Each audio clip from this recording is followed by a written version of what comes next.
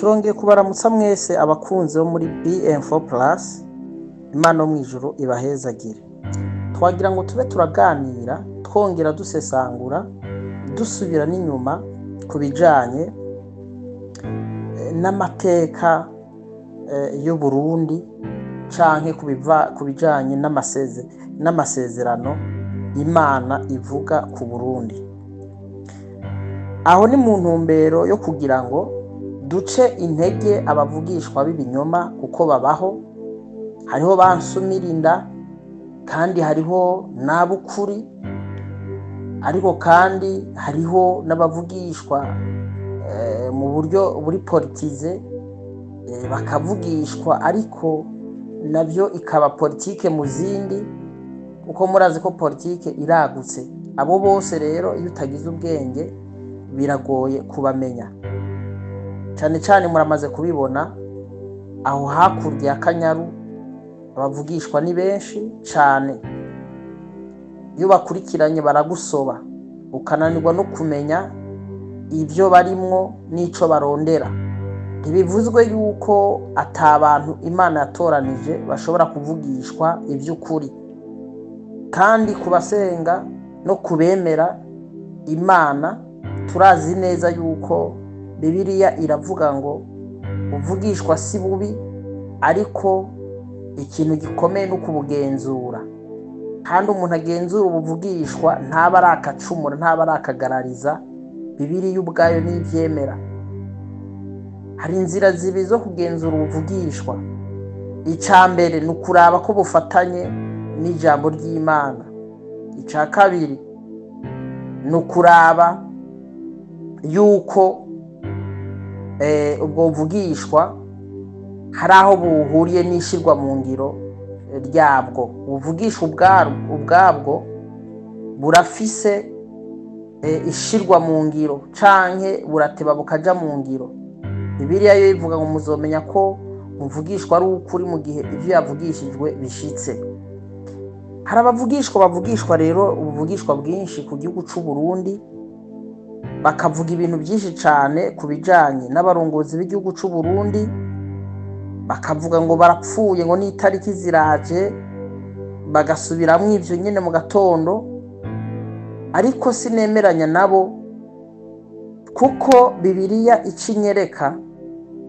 iranyereka yuko iyo Imana itumye umuvugishwa ikamutuma ku muntu canke ku bantu canke ku gihugu, uwo muvugishwa Imana iramutuma ikamukoresha muri ico gihe yashatse kumutuma.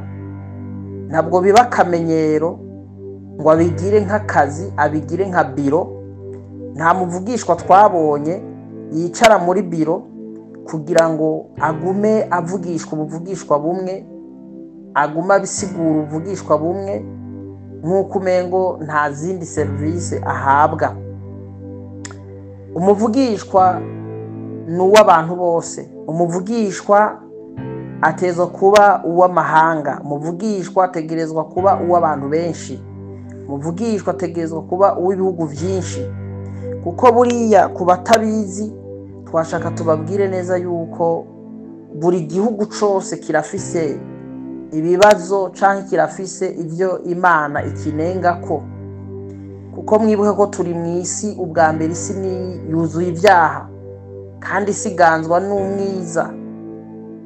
Isi irimwo amakosa menshi Imana ibona, ikabona nk'amakosa, ikabona nk'ivyaha bikomeye. Kandi Imana ikagira imigambi n'imigabo yo kugira ngo ibe yohanura abakora ivyo vyaha kugira ngo babivemwo. Ariko ivyo tugomba kuvuga, iyo nimba Imana ibonye ikosa ku Burundi igakoresha umuvugisha umwe canke babiri, biragira ikiringo. Abavugishwa baravugishwa, ubuvugishwa bugahera, hagasigara hitezwe ko buzoshika. Abandika mu bitabo bakandika, niko bikwiye kugenda, bakandika ubwo buvugishwa. Ntabwo bisaba ko uwo muvugishwa agumizako. Oya, muvugishwa ntagumizako, aravuga mu gihe ciwe. Nimba ari umunsi umwe, nimba ari iminsi ibiri, akavuga nk'umusemerezi, akavuga iby'Imana yamutumye, ahiwe abarangije. Ikiba gisigaye nuko akaraba, ugakaraba ukavuga ngo ndarangije, ndakarabye amaraso yanyu, ntaza nkurikirane nimutakora uko Imana ivuze, kuko Imana ntizi gutakanya. Nimba gutoranije kuvugishwa, uyu munsi kuvugishije ku Burundi, bitegeza guhera rero ivyo Burundi ikagutuma ku Rwanda, ikakuvugisha ku Rwanda, ejo by'u Rwanda bigahera ikagutuma Tanzania, bigahera ibya Tanzania ikagutuma mu Buganda, kuko amahanga yose n'ay'Imana niyo yaremye. Ntabwo Imana rero ari kijuju, kandi Imana si nkehabwenge ngo igutume ahantu hamwe hanyuma ikikubwira ngo hicare uhagumire, hanyuma uhagumire gushika imyaka yose uzobaho ugumuvugishwa aho hantu, nk'uko umengo Imana aho hantu niho ikunda gusumba ahandi. Twibuke ko Imana ikunda amahanga yose nk'uko ariyo yaharemye. Mu bihugu bishika 224 nimba ntihenze, urambabarira, hari abaca bakomanta ngo si ibyo wihenze, uyu mutwe si isandugu. Ngerageje kuvuga ninaba ntadomye ko neza, muze gutahura yuko ntari nemeje abantu, nagereranije. Rero ivyo bihugu Imana ibikunda kumwe, tubyibuke kandi tubyitwararike.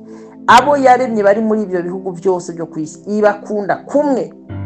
Nimba Isirayeli bariko bakora ibyaha, Imana ibabara nk'uko muri Egiputa baba bariko barabikora. Nimba Egiputa bariko bakora ibyaha, Imana ibabara nk'uko muri Zambia baba bariko barabikora. Kandi muri ico gihe ihagurutsa abantu bahanurira ayo mahanga, kandi bayahanurira rimwe kabiri. Twibuke Ininewe, Imana yatumye umuvugishwa, yaragiye ngo avuga kanya gato cyane, arasemerera n'amasaha 2 ngira ntiyakwiye. Kandi muri ako kanya barumvise ubuvugishwa, baca bambara amagunira barihana ibyaha, Imana irabababarira, kuko Imana yavuze ngo ugende ubabwire ko ngiye kubahana nibatagaruka. Kandi ubuvugishwa kenshi tubona muri Bibiliya n'ubuvugishwa y'Imana igutumye kwihanga cye ku gihugu, iragutumika kubwira ati genda ubabwire ko bakoze ibyaha ibi nibi kandi byandambiye, nibatihana nzobahana. Ariko abavugishwa b'iki gihe ntabwo ari nk'abaza kuburira, baza ari nk'abantu baje guca imanza. Ibyo mubyirinde. Umuntu akaza ngo igihugu ngo c'u Burundi ugiye kubamwe intambara, ngo perezida agiye gupfa, ngo azopfa itariki izi nizi. None iyo uri kuravuga ngo agiye gupfa, ngo azopfa itariki izi nizi, ubu uri kuramuvugishwa ko nk'umuntu amuhanura canke uri kumucira urubanza. Imana nayivuga ngo mu ijambo ryayo, urubanza si urw'iwanyu mwebwe abantu, urubanza ni urw'Imana. Wakagombye kuza ukavuga ngo ibyaha mwakoze Imana byayirambiye, Imana ishaka ko mwihana, kuko nimutihana izabarimbura. Nta kindi ukwiye kurenzako, kuko Bibiliya ntitwereka ubuvugishwa nk'ubu, nk'ubu buvugishwa bw'imiyaga, bw'ibyifuzo by'abantu canke batumwe. Ibyo oye n'ibintu cubona warasomye Bibiliya, tuzi ko ubuvugishwa bumera, tuzi ko ubuvugishwa bugenda. Rero twashaka tubabwire iki kintu. Kubwizo mpamvu nanjye ndahagaze nk'umuntu w'Imana, ngiye kwemeza no gushigikira ubuvugishwa bwavugishijwe n'umuperezida Sebarundi nyakwigendera umuhisi Petero Nkurunziza.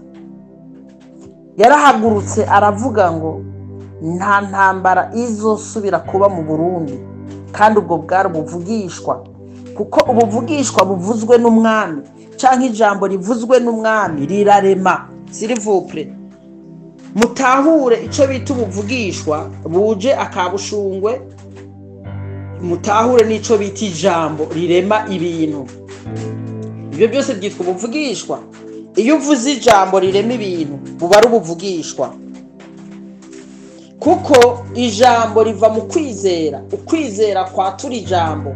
Bibiliya nayo ikavuga ngo nimwagira ukwizera kungana n'akabuto ka sinapi, ngo n'imisozi muzoyibwira yite mu kiyaga. reka dufate kuri nyakubahwa Sebarundi, sokuru w'abarundi, ari we yavuze ngo nta ntambara izosubira kuba mu Burundi. Arongera aravuga ijambo rivuga ngo Imana yo mu ijuru niyo cabona. Mbega uko kwizera kwari kungana iki nimba yashoboye kubivuga atari umuntu mutoyi? Nabwo byavuzwe na Nyarucari, byavuzwe n'umwami, yashizweho n'Imana, abivugishwa no kwizera, ayatura ijambo ku gihugu Imana yari yamuhaye. None mushaka ngo iryo jambo turirenge ko tubone yuko ibyo yavuze atakimazi, hama dufate ibyo abantu bariko baravuga baciriritse? Ega Imana ikoresha uwishaka. None nitwabona yuko twosuzugura ijambo ryavuzwe na nyine icubahiro, tukaza kwemera ijambo rivuzwe n'uwundi muntu tutazi, tutabonye, tutazi icifuzo ciwe, tutazi misiyo yiwe, tutazi uwamutumye, mwibaza ngo twokwemera ijambo ryande? Twokwemera ijambo ry'umwami yavugishijwe ku gihugu ciwe Imana yamugabiye. Ubwo bushobozi bwavuye mu ijambo ryavuzwe n'umwami avugishwa ku gihugu ciwe burakomeye.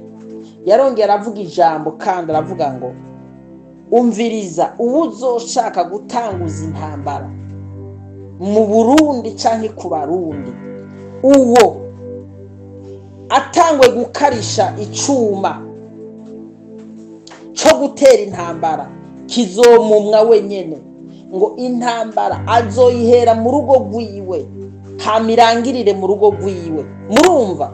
Reka ndababwira iryo jambo aho rifataniye cyangwa ubwo buvugishwa aho bufataniye n'ijambo ry'Imana. Yesaya kuri 54 igice ca 54 ku murongo w'17 haravuga ngo ntaco kurwanisha bacuriye kukugwanya kizogira ico kigukoza, ngo ururimi rwose ruzohaguruka ruhagurukiye kukuburanya ngo uzorunesha. Ku Barundi bumva Ikirundi haca hasozera havuga ngo uwo ni wo mwandu w'abasabyi banje jewe uhoraho. Abarundi n'abasabyi b'uhoraho. Uburundi bwashize Imana imbere. Turazi ko Abarundi turakora ibyaha, turabanyabyaha, dukizwa n'ubuntu bw'Imana nk'uko n'ibindi bihugu bikizwa n'ubuntu bw'Imana. Uburundi Yesu yarabupfiriye, dukizwa n'amaraso ya Yesu Kristo. Amaraso ya Yesu Kristo ari hejuru y'Abarundi nk'uko ashobora kuba ari hejuru y'Abanyarwanda, y'Abatanzania, y'Abanyamerika n'abandi bose. None icyaha twakoze kirengeye ibyaha by'abandi bose ni ikihe? Usibye ko ibyaha twakoze twebwe Abarundi dukwiye kubyicuza tukabyihana, kandi Imana yacu ni Imana y'ubuntu kandi ntibirengeye ibyaha by'amahanga yandi. Rero nashaka mvuge canke mpe atasiyo kuri abavugishwa, baba batumwe, baba abibaza ko bari mukuri, birashoboka bongere basaba Imana ibahe systeme na strategy zo kuzana ubuvugishwa babuzane neza, apana kubuzana mu buryo bw'iterabwoba. Kuko ndatuye nk'umukozi w'Imana ndahagaze, ico ndemera ko Abarundi dufise amakosa, ariko amakosa ashobora gukosorwa. Ndemera ko Abarundi dufise ibyaha dushobora kwihana kandi tukabyihana imbere y'Imana y'Abarundi tukababarirwa. Ariko sinemera ko hari umuvugishwa yoza twagiriza ibyaha nk'uko umengo tubirusha abandi bose, ngo aca avuga ngo itariki izi n'izi ngo umuntu arapfa.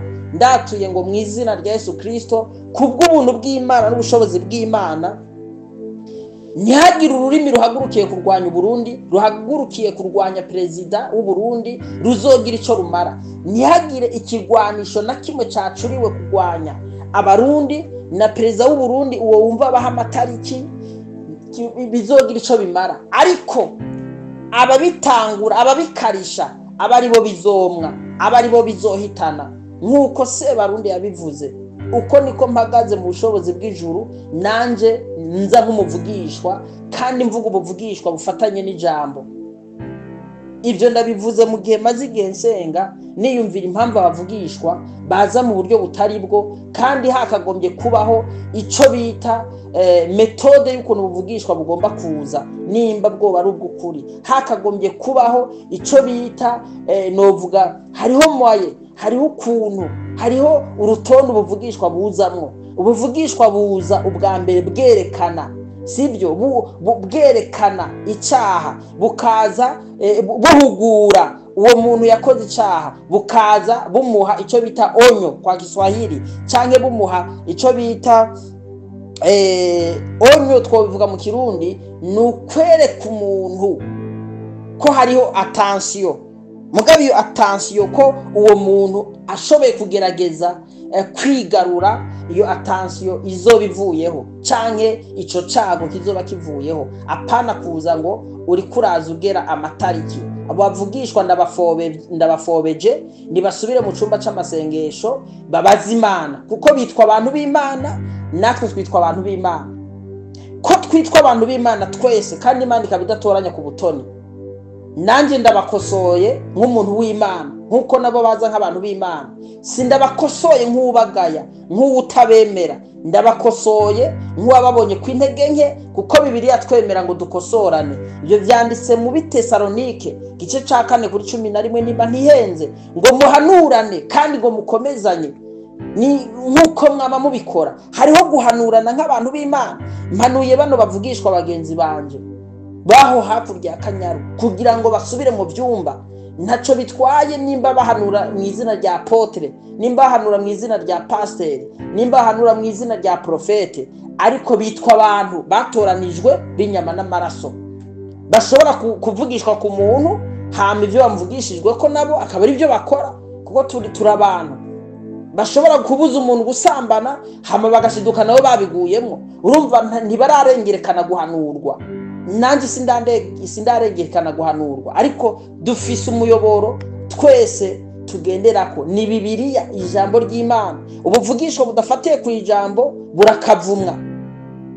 Pawulo yarigeze abivuga, aravuga ngo bino mbabwiye, naho yaba marayika wo mu ijuru akaza bipinga navumwe. Umuntu ashobora kuza pinga ko ubuvugishwa bufatiye mu ijambo ry'Imana butaribwo, uwo navumwe. Ariko umuntu wese aza mu buvugishwa bufatiye mu kuri kw'ijambo ry'Imana aragahezagirwa. Ijambo ry'Imana rero ni ukuri, kandi Bibiliya ivuga ko ari inkota yinjira mu mutima w'umuntu, igasokota, ikinjira, hanyuma ikamutunganya, ikorosha amagufa n'inyama, ikabisobanura, hanyuma ikorosha umuntu. Uwo muntu nawe amaze koroha akihana. Rero Uburundi nta ntambara igiye kuzobaho, nta mpfu nk'izo zigiye kuzobaho, kubera ko tuzi ko umuntu wese azoca mu rupfu. Umurundi wese azopfa hageze, ariko bitavuye ko ubuvugishwa budafashe. Abarongozi bacu b'igihugu cy'u Burundi bazovaho igihe Imana yabahaye ibonye ko gikwiriye, bitavuye ku bantu batega iminsi. Oya, kuko ari wese azopfa. N'abavugishwa bazana ubuvugishwa bazopfa. Bashobora no kuvugisha urupfu rw'abandi bantu, bakananirwa no kwivugishwa ko ugwabo, ariko twese tuzopfa, naje nzopfa. Ariko turagapfa hageze, kandi turagapfa turangije igikorwa Imana yatugereye, kandi turagapfa twagikoze neza mu bwizigirwa. Jambo ry'Imana rivuga ngo sinzopfa ariko nzobaho, kugira ngo mbeho namamaza ishimwe ry'iyampamagaye. Rero kwari kumara ubwoba Barundi bumva ubuvugishwa bukabatera ubwoba, ariko mwumve ngo hari ragi yadusigiye. Nyakuba mukuru w'igihugu yavuze ngo nta muntu n'umwe azoza kukugwanya, azororanirwa, niyabitegura azopfane n'umuryango wiwe. Ati kandi amahoro araganje mu Burundi, kuko Imana niyo twashize imbere, ni nayo cabona c'Abarundi n'Uburundi. Umurundi wese afize icaha ni yihane, Imana imubabarire, yaba mukuru yaba muto. Ariko twumve ngo Imana y'Abarundi ni y'imbabazi, si Imana y'umwicanyi. Ababona ko ari Imana y'umwicanyi, shauri yawo baribaza. Ariko tuzi ko Imana yacu ni umuvyeyi, dukora icaha tuyihanye ko ikatubabarira, ubuzima bukabandanya, ikatugirira ubuntu. Mwarahezagiwe, Imana ibagire neza. Amina.